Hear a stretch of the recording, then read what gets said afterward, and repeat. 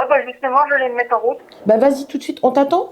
C'est possible, dans 5 Ok, minutes ça t'es là? marche. Ok, à tout de Je suis suite. là dans 5 minutes. À tout de suite. À toutes.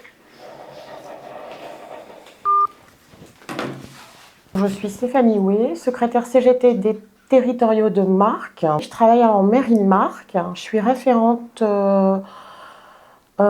du complexe Hubert Seban. Alors c'est un complexe sportif justement où je suis référente.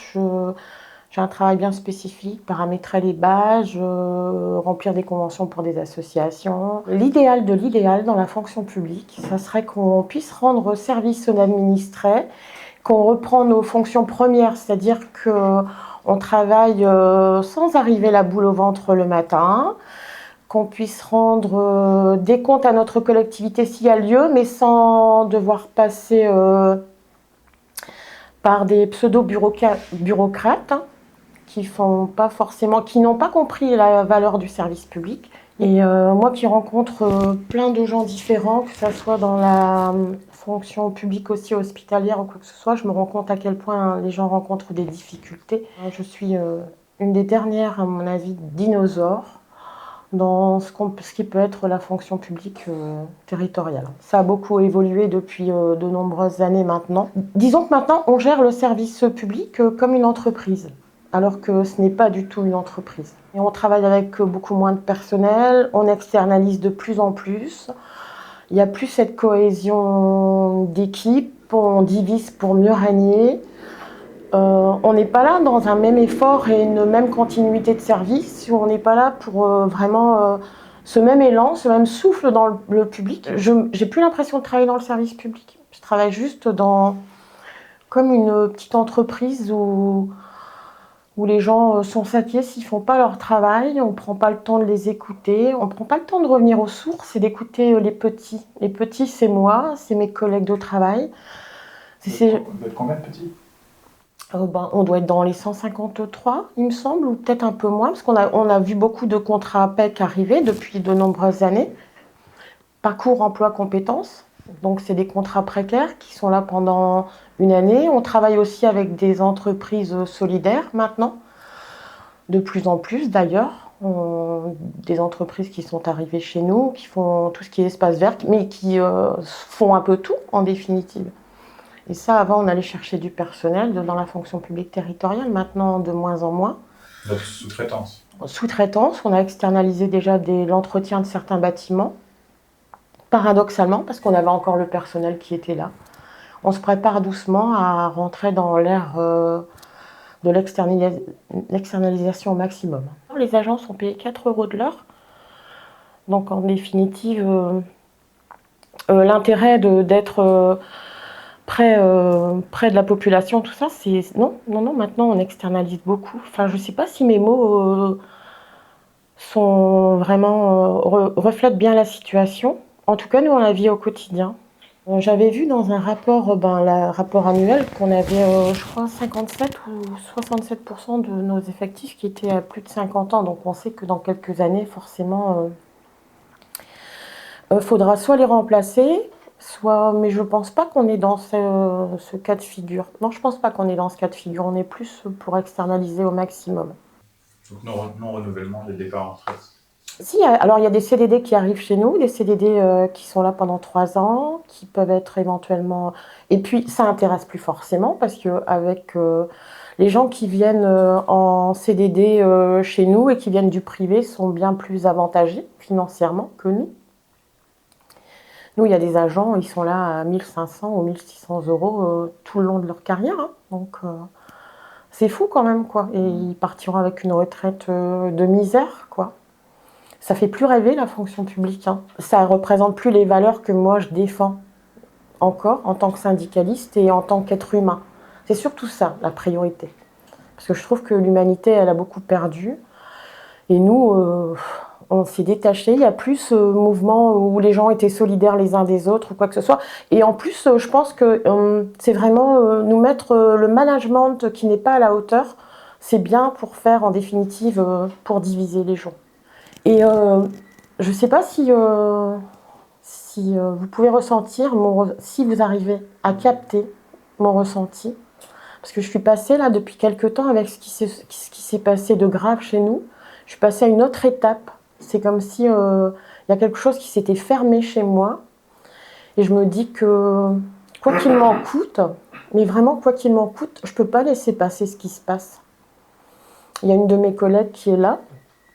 On lui a mal parlé, mais c'est même pas gérable, c'est même pas entendable ce qu'on lui a dit.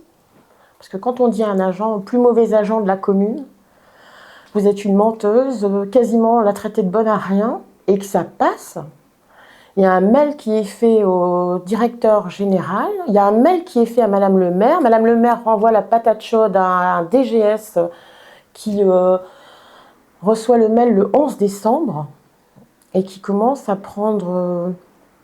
il n'a même pas pris la valeur de ce qui a été dit, puisque ce même agent doit changer d'affectation. Donc on lui dit qu'elle va changer d'affectation au mois de mars. Elle me demande de l'accompagner à cet entretien, parce que ça s'est tellement mal passé avec un directeur du service technique qui a tenu ses propos envers elle. Et au mois de mars, c'est moi qui, dans la conversation, explique je ne comprends pas que vous n'ayez pas répondu au mail à ce DGS, je ne comprends pas.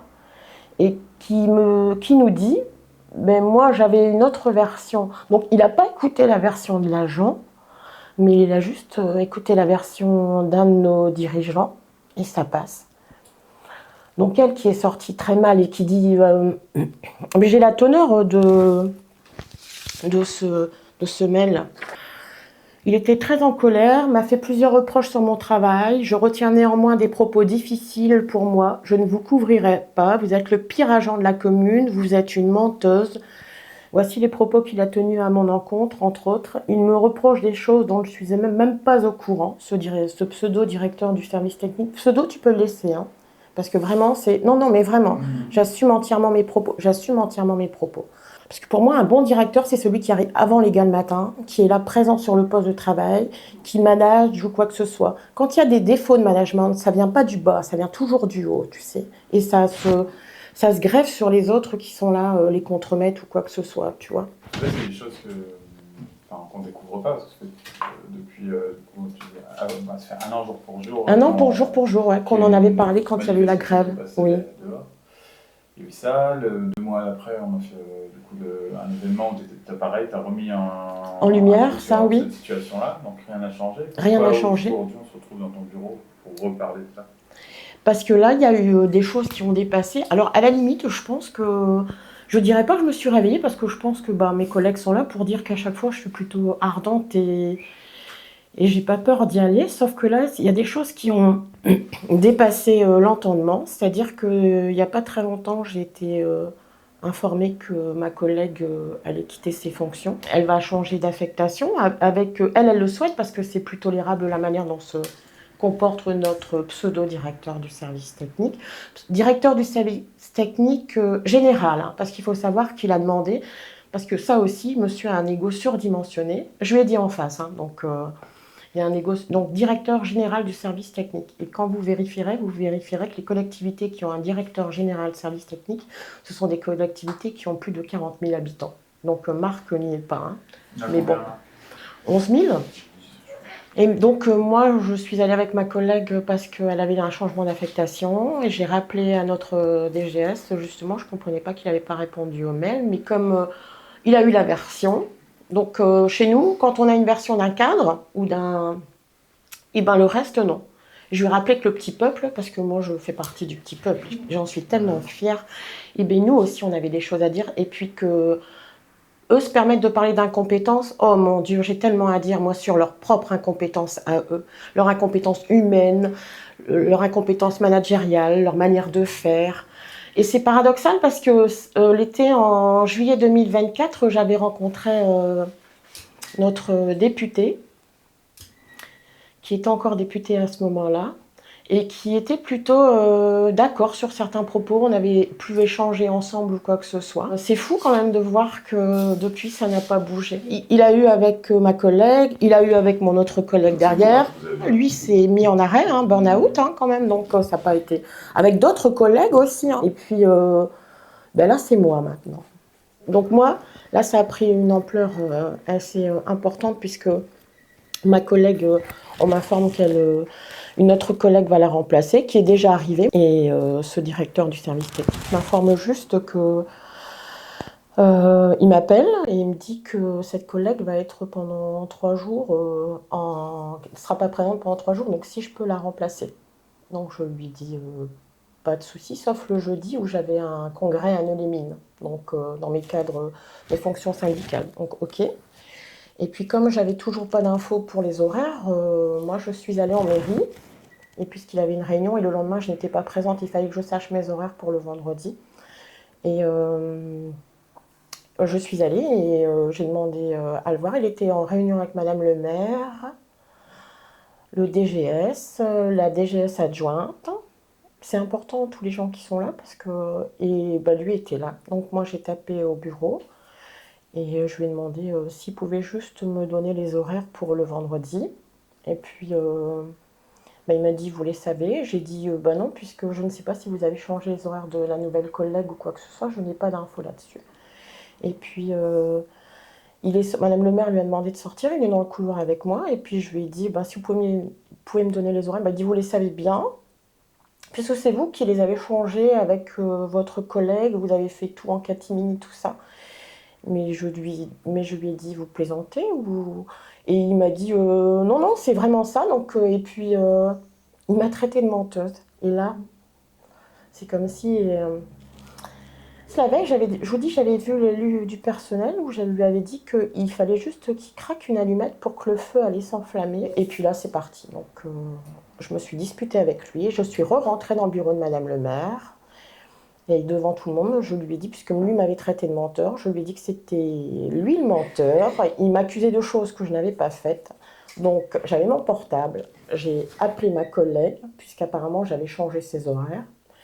Je l'ai mis en direct sur haut-parleur. Je lui ai dit les gens qui étaient présents et je lui ai demandé si est-ce que j'ai été changer tes horaires. Elle m'a dit non, pas du tout. Alors ça pourrait vous paraître d'une banalité confondante, mais ça n'est pas du tout au regard de ce qu'on a passé avec lui. Ces mensonges, aucune directive, aucune direction. On a mis en place des choses avec les badges qui sont arrivés. Rien n'a été suivi. On est comme deux abrutis, mais je dis bien les mots, deux abrutis qui devront gérer les merdes qu'il y a.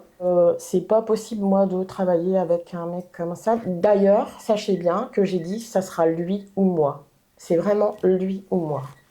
C'est pas des mots comme ça qu'on dit à l'instant T, et puis voilà, c'est tout. Ça sera lui ou moi. Donc, je suis sortie du bureau plus qu'en colère. J'ai failli me planter quand je suis revenue sur mon poste de travail, tellement j'étais énervée. Et 10 minutes après, la secrétaire de Madame le maire m'a appelée en me disant écoutez, on souhaite, Madame le maire souhaite vous voir cet après-midi avec votre collègue. Donc ma collègue est venue avec moi. Je lui avais dit surtout si vraiment toi qui es en contrat précaire quand même, parce que CDD ça reste quand même pour certains c'est de la précarité, en tout cas pour elle ça l'est. Surtout si tu ne te sens pas de venir. C'est ce que je t'ai dit. Surtout si tu te sens pas, ou si tu veux pas me suivre dans les propos qu'il a tenus parce que tu aurais peur ou quoi que ce soit, vas-y pas quoi. Non mais tu viens, mais t'es pas obligé de dire. Si tu sens que tu as trop peur ou quoi que ce soit, moi j'irai toute seule, c'est pas grave, mais je t'en voudrais absolument pas parce que je comprends que les agents puissent avoir peur ou quoi que ce soit. Donc il y avait l'élu du personnel, il y avait Madame le maire. Et puis il y avait le DGS. Et c'est une grande fierté de dire que ma collègue, elle a été droite dans ses bottes. Elle a expliqué qu'elle l'avait vu 4 fois depuis en réunion. Et 3 fois, il a fait quasiment pleurer systématiquement. Donc moi, j'ai demandé quelles mesures seraient prises à son encontre ou à mon encontre aussi. Parce que le DGS a su me rappeler que je lui avais pas fait de cadeau aussi dans mes propos. Suite à ça, parce que sans retour, j'ai fait un mail au DGS que je peux vous lire. Donc je cite son nom. Suite à l'altercation de ce matin avec le directeur du service technique, où ce dernier se permet de dire que c'est moi qui ai changé le planning de ma collègue et bien d'autres choses, c'est inadmissible de m'accuser de quelque chose que je n'ai pas fait. Cette pression et ce dénigrement n'est plus acceptable.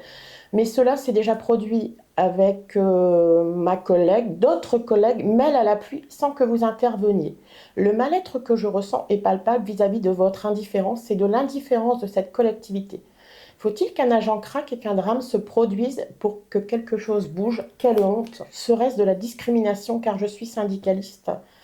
Après, ce directeur du service technique a déjà mis à mal plusieurs de mes collègues, mais sans que quoi que ce soit se passe. Puisque vous n'entendez pas, j'agirai en conséquence face à votre indifférence.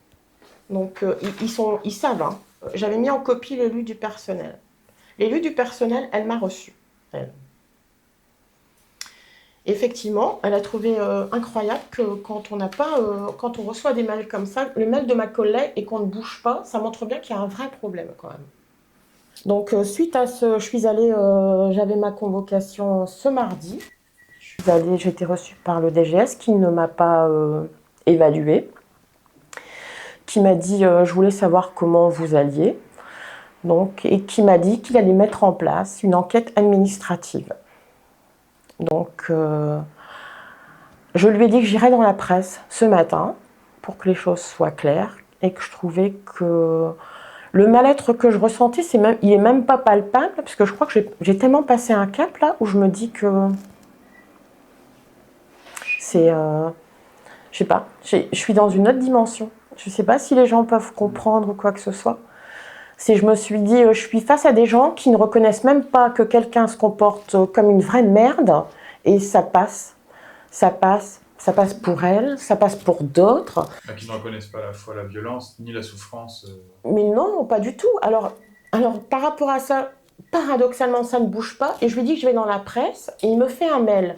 Bonjour, depuis la mi-mars, je vous ai rencontré à plusieurs reprises et vous m'avez fait part d'un certain nombre de faits entraînant chez vous un mal-être au travail. Soucieux du bien-être des agents au sein de la collectivité, je vous confirme que j'ai lancé une enquête administrative afin de cerner les causes de cette situation pour définir rapidement un certain nombre de mesures permettant d'y mettre fin.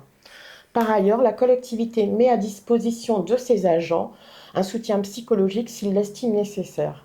Ce dispositif confidentiel et pris en charge par la collectivité permet d'être écouté et conseillé par un professionnel extérieur.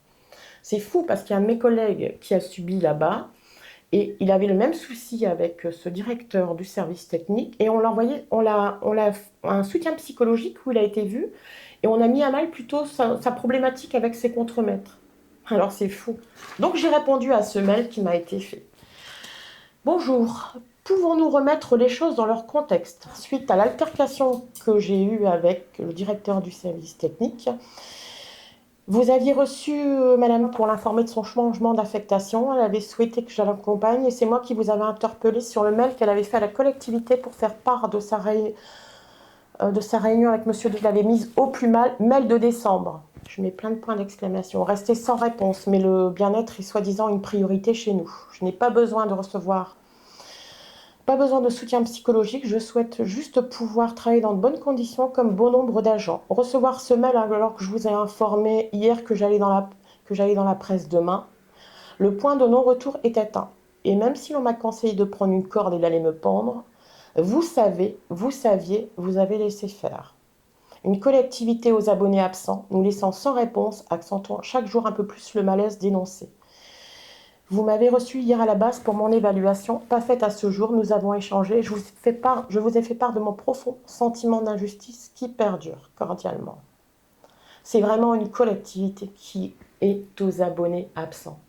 Les mails, mais pour tout, le moindre truc, on fait un mail, on n'a pas de réponse. C'est une collectivité aux abonnés absents. Alors déjà, dans le cadre professionnel, c'est tout un pataquès pour avoir une réponse. C'est un truc on se démerde tout seul. Alors moi, je me dis, est-ce que tu te souviens que je t'avais dit que je ne savais pas pourquoi on avait des directeurs en définitive? Parce qu'à un moment, on n'en a pas eu et ça tournait super. Parce que là, on est vraiment dans diviser pour mieux régner. Il n'y a pas très longtemps, des agents ont reçu un courrier. Rappel à l'ordre. Ils ont eu un rappel à l'ordre parce qu'il y en a un qui a abîmé un camion, qui a cassé un phare. Donc ils ont été reçus par le directeur, le DGS. Donc ils m'ont demandé de les accompagner. Et moi, je m'interpellais parce que le DGS me dit ben oui, mais on est garant des deniers de la commune. Alors on a dit qu'effectivement, on peut entendre qu'il ne faut pas faut essayer de quoi que ce soit. Mais que les agents, c'était dans leur cadre professionnel. Effectivement, ils l'ont pas fait exprès du tout. Bien sûr, ils ont reconnu eux-mêmes. Hein. Ils ont été faire leur rapport tout de suite en disant, effectivement, attention, j'ai quoi que ce soit. Et ils ont eu ce rappel à l'ordre où on leur dit qu'après, ça pourrait déboucher sur une sanction. Donc lui, quand je suis allée le voir, il dit que non, c'est juste, il faut faire attention. On est garant des données de la commune. Il a un budget à tenir, sauf que je lui rappelle que l'agent qui a cassé le phare, il n'y a pas eu de souci, puisqu'on a repris un autre phare sur un autre camion, un vieux camion qu'on avait, on a réparé le phare. Il n'y a pas eu de budget qui a été mis, quoi que ce soit. Je lui ai refait un mail le lendemain, je lui ai dit que dans la réglementation, on n'était pas bon pour un rappel à l'ordre, parce que pour un rappel à l'ordre, c'est déjà les contremaîtres qui doivent intervenir. Il y a des contremaîtres, ils vont voir le directeur systématiquement, parce qu'on leur demande... Je pense que les gens ont peur, quoi. Mais c'est un truc de fou. Parce que non, moi qui étais aussi référente école et bâtiment, je prenais mes propres décisions et j'avais pas peur de prendre des vraies responsabilités ou de dire. Et puis voilà, si c'est dans le bon sens du service, je vois pas où est le problème. Les agents en colère ont affiché leur appel à l'ordre à la pointeuse. Hein. Parce qu'ils n'ont pas compris pourquoi on leur... Il y a une forme de harcèlement et de mise en insécurité. Mais carrément. Donc, c'est ce que j'ai dit. Moi, j'ai dit au DGS, c'est une épée de Damoclès à chaque fois sur la tête des agents. Parce que tous les agents vont être... moi, je me sers aussi de machine ou quoi que ce soit. Je peux abîmer sans le faire exprès, bien sûr. Mais un outil de travail. On est dans le cadre professionnel. Alors, je disais que ça stigmatisait encore plus les techniques, encore une fois. Parce que les techniques forcément prennent plus de matériel que des administratifs qui... Vous voyez ? Mais c'est hyper compliqué. Je ne sais pas ce qu'ils veulent, je ne sais pas ce qu'ils souhaitent. Donc là, apparemment, il y a une enquête administrative. C'est quelque chose qui se fait en interne et qui voit justement plusieurs personnes sont interrogées et on voit un peu ce qui cause ce mal-être ou quoi que ce soit. Ça a quand même un petit côté quand même légal parce que ça, normalement, s'ensuit justement... il y a des décisions qui sont prises après. Il y a des décisions, il y a des choses qui sont mises en place après. Donc ça peut impacter, que ça soit moi ou d'autres personnes. Alors moi, par contre, ce que je peux vous promettre, mais là c'est sûr, c'est que si je ne vois que ça ne bouge pas, vraiment, puisqu'on m'a tellement gentiment dit d'aller prendre une corde et d'aller me pendre, d'accord ? Et vous me verrez sur la place, seule, la place de la mairie, mais là je vous le dis vraiment, parce que je vais le faire avec une corde au cou.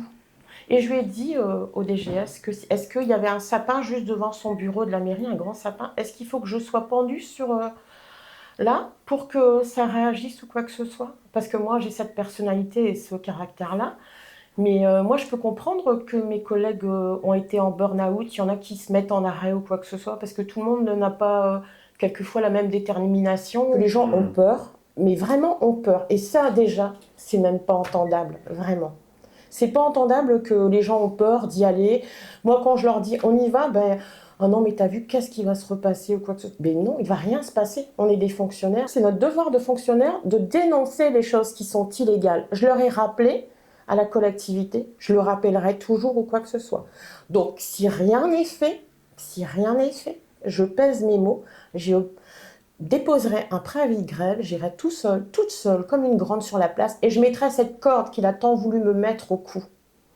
D'accord ? Et je leur dirai de bien prendre leur position quand même, vis-à-vis de tout ça. Parce que c'est extrêmement grave ce qui se passe, ils n'auraient jamais dû laisser passer. J'ai rappelé au DGS, qui était avant dans une autre collectivité à Coulogne, que lui apparemment a subi, s'était plaint d'avoir subi du harcèlement à Coulogne, ce qui s'est passé. Ouais. Sauf que c'est paradoxal de dire qu'on a subi et de laisser subir systématiquement. Ouais. En fait, tout l'appareil et l'outillage de sanctions, de punitions, je ne sais plus comment, le papier que tu rappel à l'ordre. Le rappel à l'ordre, il est utilisé pour les salariés. Mais en fait, il y a une espèce d'impunité qui est mise. Mais carrément, mais vraiment, il y a une impunité qui est faite pour nos responsables, mais c'est un truc de fou. Je trouve que là, c'est...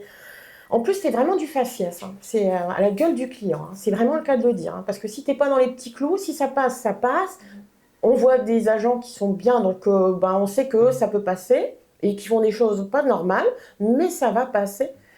Et puis lui, on veut plus l'entendre nous dire systématiquement oui, c'est les élus qui vous ont vu ou quoi que ce soit, parce que c'est pas vrai, c'est pas les élus. Pour le coup, c'est pas les élus. Parce que moi qui discutais avec des élus, c'est pas les élus. il prend ses responsabilités. S'il a quelque chose à dire aux gens, il le dit ou quoi que ce soit. Qu'il arrête à chaque fois de se défausser, de dire oui, mais c'est la mairie ou c'est les élus ou quoi que ce soit. Ouais. Mais regarde, tu vois, juste j'avais sorti ça parce que c'est hyper intéressant. On avait le sociomètre de l'encadrant. Le sociomètre de l'encadrant. Ouais. Eh ben, tu vas voir qu'on est dans la partie toute rouge, nous. Ce environnement de travail de rupture, on était vraiment, tu vois, c'était extrême surveillance et déstabilisation. Il y a plein de... Et on est dedans plein. C'est vraiment l'encadrement qui nous détruit. La fonction publique, elle est morte. C'est terrible ce que je dis, mais on sait que c'est mort, tu sais. On le voit bien, nous. On fait encore des devis là, pour externaliser ou quoi que ce soit d'autres bâtiments. On sait que dans pas très longtemps, tu vois, les gens qui partiront en retraite ne seront pas remplacés. Mais c'est ce qui est terrible, c'est juste de se dire que ben là, comme on est à la fin d'un cycle dans la fonction publique, les gens peuvent tout se permettre, tu sais. Réveillez-vous, hein. C'est quand même d'être ensemble qui fera notre force, hein. Donc voilà.